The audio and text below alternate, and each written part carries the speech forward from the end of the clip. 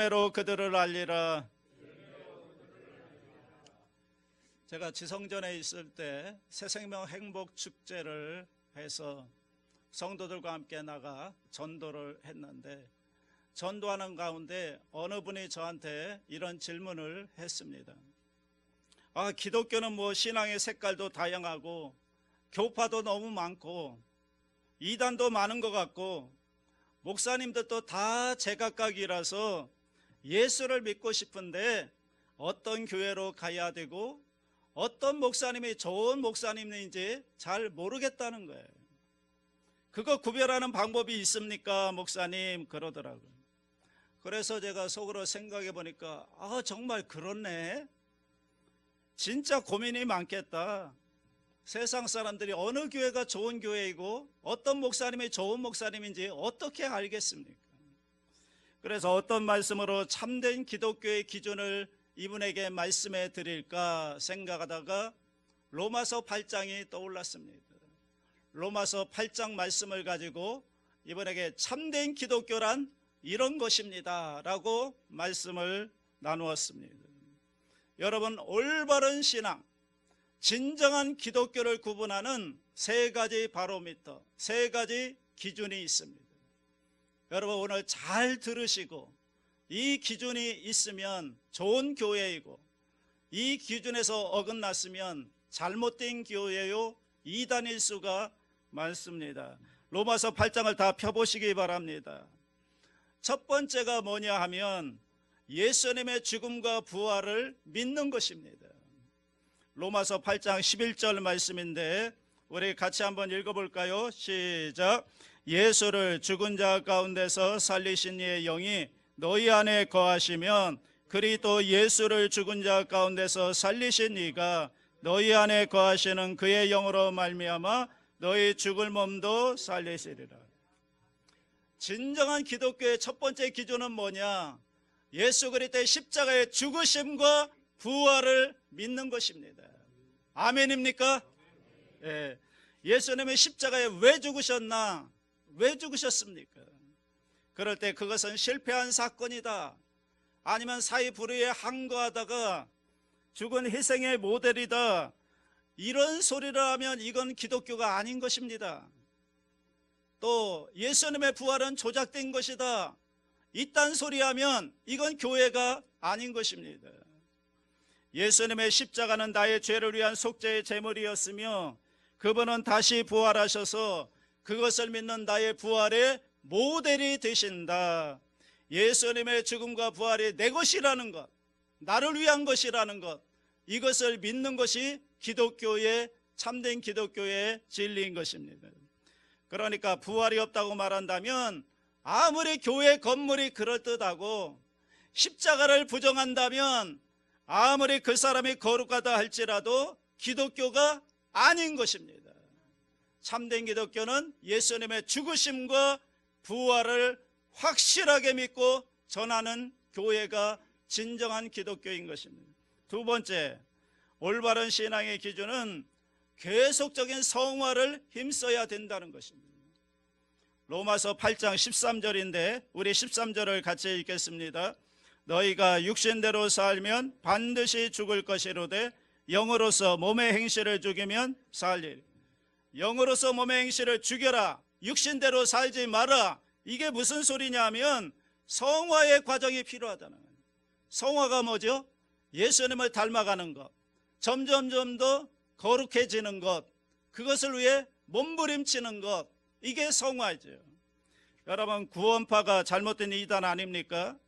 구원파가 뭘 주장했느냐 하면 예수님이 우리 죄를 용서하셨기 때문에 우리는 이제 죄인이 아니므로 회개할 필요가 없다, 이렇게 주장했어요.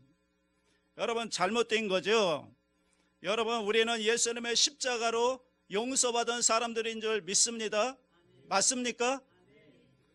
우리는 법적으로요 죄와 결별을 했습니다만 우리의 육신은 연약한 죄의 육신을 입고 있기 때문에 여러분 또 죄 지을 수 있고 유혹도 받을 수 있고 여러분 오늘 또 넘어질 수 있는 것입니다. 물론 그러나 최후에는 우리가 승리하는 것입니다.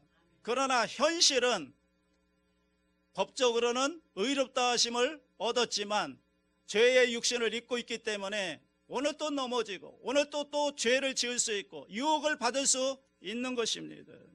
그래서 우리가 성도라 할지라도요, 구원받았다 할지라도요, 용서받았다 할지라도 날마다 죄와 싸우며 이기려고 몸부림을 쳐야 되는 것입니다. 육신을 죽이고 영을 따라 살려고 애쓰고 노력할 필요가 있는 것입니다. 그래서 이 성화에 대한 필요성을 분명하게 강조해야 되고 이것을 전해야만 올바른 기독교인 것입니다. 만약에 이 성화의 과정을 인정하지 않는다면 그것은 참된 기독교가 아닌 것입니다. 세 번째, 진정한 기독교는 고난의 필요성을 인정하는 것입니다. 자, 17절 말씀인데 같이 읽겠습니다. 자녀이면 또한 상속자 곧 하나님의 상속자요 그리스도와 함께한 상속자니 우리가 그와 함께 영광을 받기 위하여 고난도 함께 받아야 할 것이니라. 아멘. 우리는 하나님의 나라를 상속받은 사람들이죠. 우리가 하나님의 자녀가 되는 순간 천국을 유업으로 받을 것입니다. 엄청난 하나님의 영광을 약속받은 사람들입니다. 하나님의 나라를 유업으로 분명히 받을 것입니다. 그러나 그것만 받는 게 아니죠. 성경에 보니까 뭣도 받아요? 그 영광과 함께 고난도 함께 받아야 할 것이니라. 여러분, 고난을 받는다고 했습니다. 그러니까 예수님이 고난 받으셨으니까 우리는 이제부터 그 고난 받을 필요가 없다. 오직 우리에게는 행복과 형통과 성공과 건강과 부유만이 우리에게 있는 것이다. 고통과 수고와 인내와 헌신과 핍박과 눈물과 순교는 다 우리와 상관없는 것이다. 이렇게 말한다면 이게 기독교입니까? 아닙니까? 아닌 것이죠. 고난도 받는다고 했잖아요. 여러분, 소위 형통의 복음만 강조하는 것은 기독교가 아닌 것입니다. 성경을 있는 그대로 여러분이 보셔야 되는 것입니다. 우리가 분명히 영광을 받을 겁니다. 그러나 이 땅에 사는 동안 주님의 남은 고난을 우리가 감당해야만 되는 것입니다. 정리하면 예수 그리스도의 십자가와 부활을 말해야 되고요. 두 번째, 우리가 의로워졌지만 계속해서 성화를 위해서 거룩한 죄와의 싸움이 계속 이루어져야 되는 것이고요. 그 다음에 세 번째, 우리가 영광을 얻고 하나님 나라에 분명히 들어갈 것이지만 그리스도의 남은 고난을 위해서 우리가 수고하고 애쓰고 헌신하고 땀 흘리는 고난이 우리에게 있다는 것입니다. 이것을 제대로 선포하면 제대로 된 교회이고 제대로 된 목사님이고, 만약에 이것을 약간 바꾸어서 여러분 교묘하게 흔들리면 절대로 좋은 교회가 아닌 것입니다. 여러분, 오늘날 수많은 교회들이 있습니다만 교회 안에서요 하나님의 말씀이 바르게 선포되지 않는 교회가 많이 있습니다. 여러분의 분별력을 가지고 그것을 잘 구분할 줄 알아야 합니다. 점점 더 복음의 진리는 해석되고 세월이 갈수록 진리가 왜곡되는 현상이 벌어지고 있습니다. 여러분, 우리가 신앙생활을 제대로 해야 되는데 거짓이 진리처럼 둔갑한다면 이것을 누가 분별할 수 있느냐는 거예요. 그래서 우리가 바른 신앙생활을 하려면 뭘 알아야 되느냐? 절대 진리인 하나님의 말씀을 알아야 됩니다. 여러분이 하나님의 말씀을 듣고 이 말씀 위에 믿음을 세우지 아니하면 세상이 떠들어대는 소리에 또는 교회 안에서 떠들어대는 소리에 여러분이 잘못하면 속아 넘어갈 수가 있는 것입니다. 여러분 모두가 진리의 말씀 위에 굳게 서서 흔들리지 않는 믿음의 용사들이 되시기를 주님의 이름으로 축복합니다. 우리는 지난 시간에 좁은 문으로 들어가라 이런 말씀을 나누었습니다. 제가 두 가지를 말씀을 드렸는데 좁은 문으로 들어가라는 의미가 무엇인가? 첫째는 들은 말씀, 깨달은 말씀을 삶 가운데 구체적으로 행하려고 노력하려고 몸부림을 치는 것이다. 두 번째는 신학적으로 말하면 좁은 문은 예수 그리스도 자신이다 라고 말씀했습니다. 다시 말하면 십자가를 붙드는 사건이고 영생 중심적으로 살아가는 것입니다. 그래서 이 좁은 문을 압축하여 결론적으로 말한다면 자기의 의로움을 다 내려놓고 하나님의 은혜가 아니면 나는 아무것도 아닙니다, 이 분명한 고백이 있는 삶, 이런 자세로 하나님 앞에 서기를 날마다 몸부림쳐야 한다. 이것이 우리가 가져야 될 자세이고, 그럴 때 하나님의 은혜를 주셔서 그 좁은 길을 걸어가게 해주신다. 이것이 지난 시간의 말씀이었습니다. 자, 그렇다면 이제 우리가 주님의 은혜로 좁은 문을 통과했습니다. 이제 우리가 좁은 문을 계속해서 걸어가야 되는데, 이 좁은 길을 걸어가면서 반드시 우리가 극복해야 될 두 가지가 있다는 겁니다. 그것이 오늘 본문의 주제입니다. 두 가지를 문제를 해결해야 되는데, 하나는 뭐냐 하면 좁은 길을 안내하는 영적 지도자, 그 영적 지도자에게 속아서는 안 된다라는 것입니다. 또 하나, 좁은 길을 걸어가면서 이게 좀 외로운 길이다 보니까 자기 스스로에게 속을 수도 있습니다. 그래서 자기 자신에게 속지 말아야 된다는 것을 말하는 것입니다. 다시 말하면 이 좁은 길을 걸어가면서 남에게도 속지 말아야 되고 나 자신에게도 스스로 속지 말아야 한다는 것입니다. 그런데 그 남의 대표가 누구냐 하면 영적 지도자라는 거예요. 여러분, 우리가 스스로 신앙생활할 수 없잖아요. 누군가 도움을 받아야 되는데, 그러기 위해서는 영적 지도자를 잘 만나야 되는데, 좋은 지도자만 있는 것이 아니라 나쁜 지도자도 있기 때문에 여러분이 다른 사람에게, 영적 다른 나쁜 지도자에게 속지 말아야 한다는 거예요. 그래서 그것을 어떻게 분별해야 되느냐, 예수님이 오늘 말씀하시는 것입니다. 자, 첫 번째 영적 지도자 구별법, 그게 15절 말씀인데 우리 다 같이 읽겠습니다. 거짓 선지자들을 삼가라. 양의 옷을 입고 너희에게 나오나 속에는 노략질하는 일이라. 겉과 속이 다르다는 거예요. 겉에는 양이에요. 그런데 속에는 노략질하는 영혼의 독소를 가지고 있는 지도자도 많이 있다는 것입니다. 여러분, 이 거짓 지도자들은 양의 옷을 입기 때문에 겉으로 볼 때는 이게 구분하기가 여간 어려운 게 아니에요. 오히려요, 이 거짓 지도자들을 가만히 보면 어떤 경우에는 예의도 발라요. 그리고 인간미가 넘치고 인정미도 많아요. 성경에 대해서도 해박해요. 말씀을 얼마나 잘 전하고 설교도 얼마나 잘하는지 몰라요. 자, 겉으로 볼 때 이 거짓 지도자를 어떻게 구분할 거예요? 참 그럴듯해요.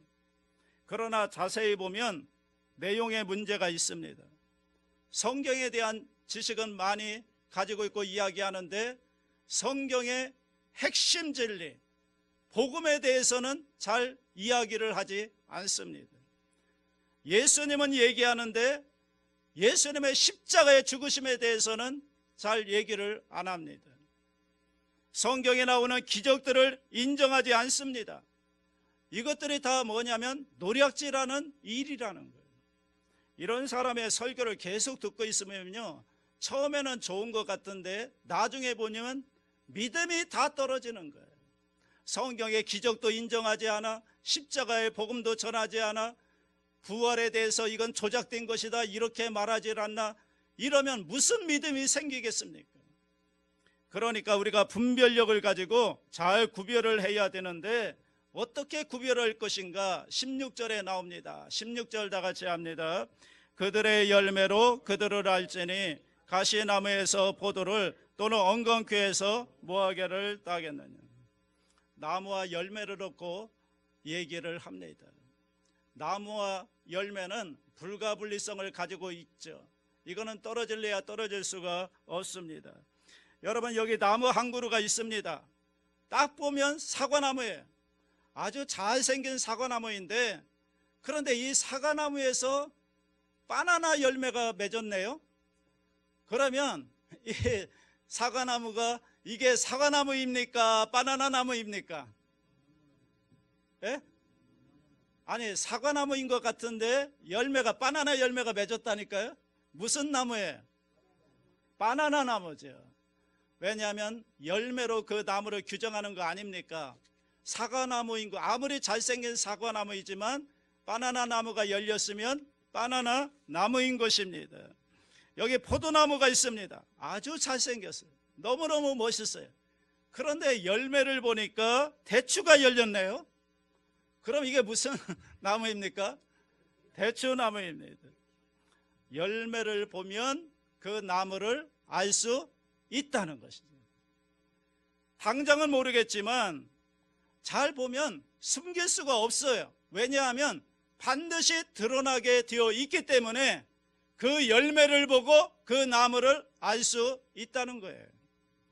여러분, 이단 종교를 가진 사람들 누구를 꼭 찾아가느냐면 좀 안 믿는 사람 찾아가서 전도하면 좋겠는데 어차피 망할 거, 안 믿어도 망하고 이단 믿어도 망할 건데 안 믿는 사람을 찾아가서 전도하면 좋은데, 이단 믿는 사람들은 꼭 누구를 찾아오냐면 믿는 사람들을 찾아와서 이단으로 오라고 해요. 왜 그런 줄 아십니까? 왜 꼭 믿는 사람에게 접근을 할까요? 여러분, 그 이유가 연구 결과 논문으로 나왔습니다. 그 이유가 있습니다. 교회 다니는 사람의 마음이 열려 있기 때문에 그렇습니다. 뭐라고요? 마음이 열려 있어요. 자, 여러분, 열려 있는 게 좋은 걸까요? 나쁜 건가요? 좋은 거죠. 문제는 분별력이 없는 게 문제이지 마음을 열려 있다는 건 굉장히 좋은 것입니다. 여러분, 대개 교회 다니는 분들은요, 이 듣는 훈련이 잘 되어 있어 가지고 듣는 것도 잘 듣고 마음도 열려 있고, 그런데 문제가 뭐냐면 이단에 넘어가는 사람들은 분별력이 없기 때문에 넘어가는 것입니다. 그런데 안 믿는 사람들은 아무리 말해도 전도가 안 돼. 왜? 마음이 닫혀 있잖아요. 듣지를 않아요. 그러니까 안 믿는 사람에게 접근하기보다는 마음이 열려있는 믿는 사람에게 접근해서 그들을 이단으로 오라고 여러분 이렇게 하는 거죠. 그래서 들을 줄 아는 사람에게 와서 말을 한다. 그런데 이단이라는 게 뭐 별거 있습니까? 처음에는 그럴듯하다가 나중에 끝에 가서 확 뒤집어지는 게 이단 아닙니까? 그래서 처음에는 그런가 보다 해서 오 그런가 보다 마음을 열고 들었는데 나중에 가서 확 바뀌어버리니까 그냥 넘어가 버리고 마는 것입니다. 잘못된 가르침에 빠지는 사람들이 여러분 열심히 있는 사람들입니다. 그 사람들이 열심히 없는 사람들이 아니에요. 대개 열심히 있는 사람들, 마음이 열려있는 사람들, 그런 사람들에게 접근해서 이단으로 오라고 하면 여러분 분별력이 없기 때문에 없는 사람은 넘어가는 것입니다. 그래서 영적 지도자를 잘 분별하고 올바른 지도자를, 바른 지도자를 따라가라는 것입니다. 그걸 구분하는 방법은 뭐라고요? 열매를 통해서 알 수가 있다라는 것입니다. 그런데 여기서 말하는 열매가 뭐겠습니까? 열매. 뭐 목사님이 뭐 사과 열매를 맺겠습니까? 바나나 열매를 맺겠습니까? 여기서 말하는 열매가 뭘까요? 뭐 학벌인가요? 외모일까요? 아니면 그 사람이 하는 말인가요? 아니면 기적을 행하는 능력인가요? 아닙니다. 여기서 말하는 열매는 뭐냐면 신학적으로 영적 지도자의 열매를 세 가지로 이렇게 말합니다. 잘 기억하시기 바랍니다. 첫째가 복음의 감화력입니다. 첫째가 뭐라고요? 그러니까 자기 말을 하지 않는 거예요. 예수 그리스도의 십자가 복음을 말하는 거예요. 복음을 전하는데 그 전하는 속에 하나님의 성령이 감동해서 내 마음을 울린다는 거예요. 감화력이 있다는 거예요. 진리의 말씀이 내게 들려온다는 거예요. 아, 저분이 전하는 말씀을 통해서 하나님께서 저분을 통해 나에게 말씀하신다, 이런 음성으로 들려온다는 거예요. 그런 감화력이 있다는 거예요. 왜 그런가 하면 통로가 바로 되어 있기 때문에 그 사람이 전하는 하나님의 말씀은 하나님의 저분을 통해서 나에게 주시는 말씀으로 들려오게 되어 있다는 것입니다. 그래서 이 좁은 길의 의미로 말하자면 여러분 좁은 길을 걸어갈 힘을 공급해 주는 것이죠. 계속 그 길을 걸어갈 수 있도록 끊임없이 그 힘을 공급해 주는 것입니다. 낙심하면 영혼의 위로와 새 힘을 주고, 그리고 넘어지면 다시 일어날 수 있도록 도와주고, 잘못된 길로 가면 따끔하게 혼을 내주어서 바른 길을 걸어갈 수 있도록 인도해 주는 지도자. 왜? 영혼을 사랑하니까. 그래서 진리를 전하며 그 진리 가운데 자유를 얻게 하고 하나님의 사랑 안에서 다시 일어나게 하는 복음의 가마력이 있느냐, 이게 첫 번째 열매입니다. 두 번째는 인격의 성숙과 변화입니다. 뭐라고 했죠? 그러니까 말만 하는 것이 아니라 그 말하는 사람의 인격을 믿을 수가 있느냐 하는 거예요. 그 인격에서 나온 말이냐 하는 거예요. 더 쉬운 말로 진실하냐는 거예요. 진실하냐. 오랜 세월을 놓고 볼 때 그 사람이 한결같은 사람이냐, 이걸 말하는 거예요. 말로만 떠들고 인격은 아무런 행함이 없다면 그것은 잘못된 거라는 거예요. 또한 변화되고 있느냐는 거예요. 변화가 중요합니다. 왜냐하면 계속적으로 성장해야 되기 때문에 끊임없이 변화가 있느냐는 거예요. 그 말씀을 전하는 자나 말씀을 듣는 자나 인격의 변화와 성장이 있다면 오케이, 그렇다면 굿, 좋은 열매라는 것입니다. 마지막 세 번째가 뭐냐면 말씀에 대한 순종입니다. 왜냐하면 전하는 그 말과 자기가 분리되어 버리면 그 전하는 말에 여러분 진실성이 없어지는 거죠. 여러분 음식을 자기가 맛있다고 만들어 놓고 만들어 놓았는데 우리 보고 먹으라고 하는데 자기는 안 먹어. 그러면 이게 좀 문제가 되잖아요. 전하는 자로서 서지만 그 말씀을 가장 먼저 지키려고 먼저 모범을 보이고 있느냐, 이게 좋은 열매라는 거예요. 아니 말씀을 전하는데 그 말씀대로 전하는 사람이 살지도 않으면서, 그렇게 살려고 몸부림치지도 않으면서 말만 하고 있다면 이것은 믿을 수가 없는 거죠. 신뢰감이 없는 거죠. 그러니까 분명한 것은 좁은 문으로 들어가기를 힘쓰고 좁은 길로 걸어가려고 애를 쓰고 있는가, 그게 분명한 열매라는 것입니다. 자, 여러분, 우리가 오해하면 안 되는 것이 있습니다. 구원은 행위로 받는 것이 아니죠. 맞습니까? 여러분, 구원, 우리의 구원 행위로 받습니까? 아니죠. 믿음으로 받는 거죠. 예. 자, 그러면 우리의 믿음이 제대로 되면 우리의 행위가 변할까요? 안 변할까요? 예? 변해야 맞죠. 우리의 믿음이 제대로 되어 있다면 우리의 행실이 변해야죠. 행동이 변해야죠. 그죠? 믿음과 행위가 같이 가야죠. 그래서 행위는 구원의 근거가 아니고 온전한 믿음인가 아닌가를 측정하는 바로미터가 된다는 거예요. 다시 말하면 나는 믿어요 하는데 행동은 하나도 없다. 이건 뭡니까? 그냥 입만 믿는 거죠. 이것만 믿는 거죠.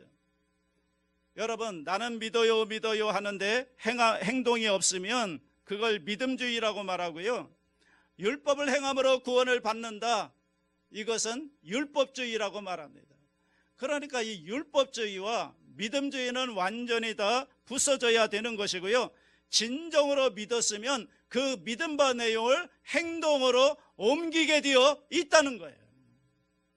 자, 그 사람의 행동을 분석하면 딱 나오게 되어 있습니다. 왜냐하면 믿는 것을 행하게 되어 있기 때문에 그래요.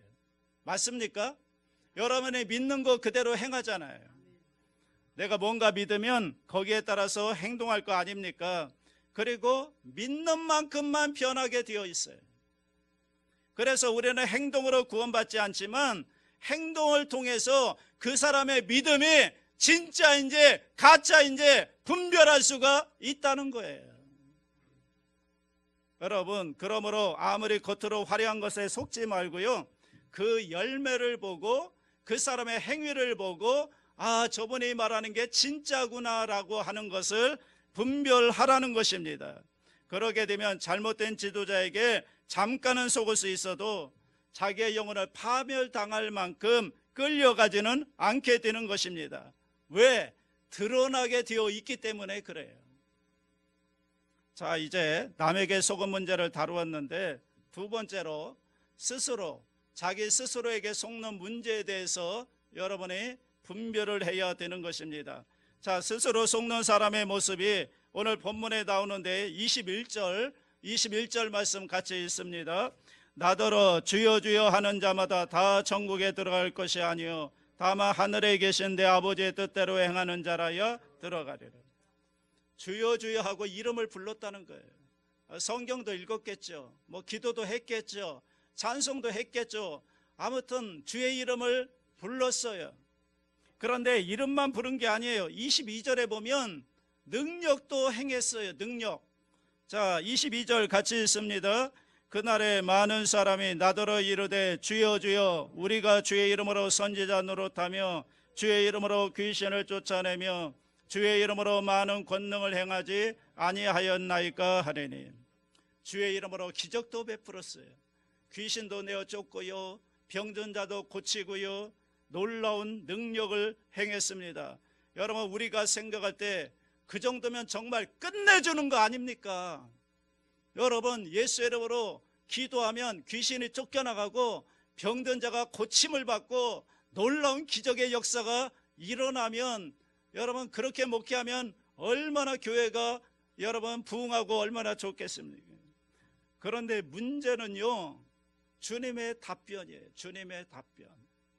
23절 다 같이 합니다. 그때 내가 그들에게 밝히 말하되 내가 너희를 도무지 알지 못하니 불법을 행하는 자들아 내게서 떠나가라 하래. 이건 정말 쇼킹한 거죠. 나는 일평생 주님을 섬긴다고 섬겼는데 주의 이름으로 귀신을 쫓아내고 주의 이름으로 성도들을 위해 병든 자를 위해 기도했는데 병든 자를 고치고 업적도 많고 결과도 화려한데 그런데 주님께서 모른대요. 나는 너를 몰라. 세상에 이런 참담한 일이 어디 있습니까? 그런데 이런 일이 많을 거라는 거예요. 교회 안에 이런 일이 많을 거라는 거예요. 그럼 왜 이 사람들은 주의 이름을 부르면서도 주님으로부터 버림을 당했느냐 하는 거예요. 왜 버림을 당했는가? 주의 이름을 말하면서도 여기 중요한 단서가 나옵니다. 불법을 행하는 자들아, 이게 단서입니다. 불법을 행한다는 거예요. 하나님의 말씀을 따르지 않고 불법, 하나님의 말씀이 아닌 다른 걸 따라갔다는 거예요. 여기서 말하는 불법이란 쉽게 말하면 자기의 영광을 추구한 것입니다. 주님의 영광이 아니라 자기의 영광을 추구하면 불법을 행하는 자들이에요. 여러분, 우리가 주를 위해 일하고 섬긴다는 것은 무엇의 결과인가 하면 자기가 십자가 앞에서 죽었다는 것의 사인인 거죠. 예를 들면 아브라함이 아들 이삭을 바쳤는데 그 아들 이삭을 바치는 행위가 놀라운 행위죠. 이거는 엄청난 믿음이에요. 우리 같으면 잘 못할 그런 일인데 믿음의 극치인데 그런데 그것은 대단한 게 아니에요. 그보다 더 중요한 게 있어요. 그것은 무엇인가 하면 하나님 앞에서 아브라함이 죽은 거예요. 그 결과로 자기 아들을 번제로 바치는 순종과 행위가 거기에서 나온 거예요. 아브라함이 하나님 앞에 죽지 않았다면 자기 아들 이삭을 절대로 번제물로 바치지 못했을 거예요. 그가 하나님 앞에 죽었기 때문에 하나님 말씀에 순종해서 아들을 바칠 수가 있었던 거예요. 그런데 자기 죽음이 없어요. 자기를 위해서, 자기를 드러내기 위해서, 소위 말하는 자기의 영광을 위해서 하나님의 영광을 이용하는 사람들. 여러분, 내가 하나님의 도구가 된 것이 아니라 하나님을 나의 도구로 해서 자기의 이익을 추구하고 자기를 드러내길 원하고 자기가 인정받기를 원하고 자기의 영광을 얻기를 원하는 사람은 불법을 행하는 자들이라는, 자기의 영광을 차지한 거죠. 여러분, 불법입니다. 그렇다면 주님께서 마지막 날에 우리가 주님 앞에 섰을 때 분명히 말할 거예요. 나는 너를 모른다, 이렇게 말할 거예요. 21절 끝에 보면 다만 하늘에 계신 내 아버지의 뜻대로 행하는 자라야 들어가리라. 이것은 행위로 구원받는다는 말이 아닙니다. 아버지의 뜻, 하나님의 말씀을 알려고 하고 들으려고 하고 순종하려고 하고 그 열매가 있느냐는 거예요. 열매가. 그게 아버지의 뜻대로 행하는 거예요. 여러분, 우리가 정말로 혼동하면 안 되는 것은, 여러분, 내가 선한 일을 많이 했다고 해서 그게 다 주님의 일인가요? 좀 더 강하게 말한다면 교회에서 하는 일이라고 다 주의 일인가요? 맞습니까? 교회 안에서 하는 일이라고 다 주의 일 맞습니까? 아닐 수도 있는 거예요. 목적이 주님이 아니라면 아무리 교회 안에서 주의 일을 많이 한다 할지라도 그것은 주의 일이 아닌 거예요. 여러분, 이런 일이 그래서 벌어질 수 있다는 겁니다. 주님, 저는 주님을 사모하고 주님을 사랑하고 주님을 위해서 일했는데요. 그런데 주님이 묻는 겁니다. 그래? 너 진짜 나를 위해서 했느냐? 아니면 너의 영광을 위해서 그 일을 했느냐? 너 자신을 내려놓고 성령의 인도를 따라서 하나님의 영광을 위해 일했느냐? 아니면 인간적인 열심을 가지고 자기를 드러내고 자기가 인정받고 칭찬받기 위해서 자기가 목적이 되어서 그 일을 하지 않았느냐? 도대체 어느 것이냐? 여러분, 우리가 주님을 섬기고 신앙생활을 하고 좁은 길을 걸어가면서 혹시 내가 잘못 가고 있는 것은 아닌가? 혹시 내가 스스로 속고 있는 것은 아닌가? 여러분, 잘 점검하셔야 한다는 것입니다. 여러분, 다른 사람들의 인정을 하나님의 인정으로 착각하면 큰일 납니다. 다른 사람이 아무리 칭찬하면 뭐 할 거예요? 주님께서 모른다고 하면 끝나는데. 그러니까 다른 사람의 칭찬, 다른 사람의 인정을 주님의 인정으로, 주님의 칭찬으로 착각하면 안 된다는 거예요. 사람들은 속일 수 있잖아요. 자기 이익을 위해서, 자기 영광을 위해서 하는데 다른 사람들은 야, 주를 위해서 정말 열심히 하는구나 하면서 인정하고 칭찬해 줄 수 있는데, 그런데 주님께서 보실 때는 아니라는 거예요. 만민이 박수 쳐주면 뭐 할 거예요? 하나님이 옳다고 하셔야죠. 내가 행한 업적이 많으면 뭐 할 거예요? 내가 만든 그 업적 가지고 천국 가는 거 아니잖아요. 오직 십자가의 은혜 붙들고 가는 거 아닙니까? 많은 업적을 세웠다고 그거 가지고 자랑하고 교만하면 뭐 할 겁니까? 인정받으면 뭐 할 겁니까? 그것 가지고 가는 거 아닌데, 오직 십자가의 은혜, 보혈의 은혜를 의지해 천국 가는 줄 믿습니다. 여기에 착각이 있으면 안 된다는 거예요. 그래서 항상 좁음으로 들어가라는 마음으로 정말 좁은 길을 걸어가는 자세를 끝까지 유지해야 되는 것입니다. 우리가 남은 인생 순례의 길, 그 좁은 길을 걸어갈 때 여러분, 먼저는 영적인 좋은 지도자를 만날 수 있게 되기를 주님의 이름으로 축복합니다. 둘째로, 스스로 속지 마시기 바랍니다. 나는 언제나 하나님 앞에서 벌거벗은 개인이 되어야 합니다. 그 은혜를 붙들고 나가야 합니다. 나를 내려놓고요, 주님의 십자가의 은혜만 붙들고 나아가는, 주님의 은혜를 사모하며 나아가는, 그래서 끝까지 순례자의 길, 믿음의 길을 걸어갈 수 있게 되기를 바랍니다.